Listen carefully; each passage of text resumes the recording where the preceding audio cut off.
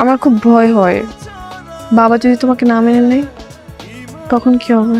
না মানলে কি করবো? তো পালাই যাও, এই জায়গায় থাকবই তো না, একদম দূরে চলে যাবো। আমরা বিয়ে করব, বিয়ে করার পরে আমাকে ছোট্ট একটা সংসারে ছোট্ট একটা বাবু হইব, একেবারে যে বাবুই পাখি আছে না, বাবুই পাখির বাসা,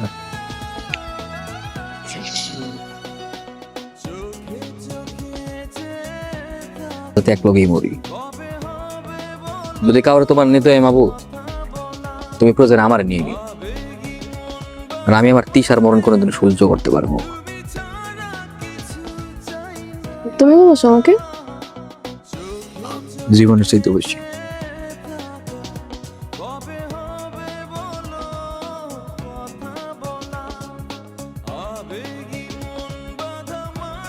ভাই আমরা একটা বিপদে পড়ে আপনার গাড়িতে উঠছিলাম। ভাই এটা কোন জায়গা? এটা তো ঢাকা শহর, তোমরা ঢাকা শহরে চলে আইছো। এই পোলা, নাম কি? ভাই আমার নাম পলক আর ওর নাম তিশা।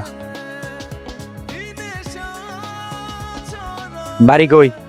ভাই বাড়ি চাঁদপুর। দেখে তো মনে হইতাছে যে বাড়ির থেকে পালাই আইছো না?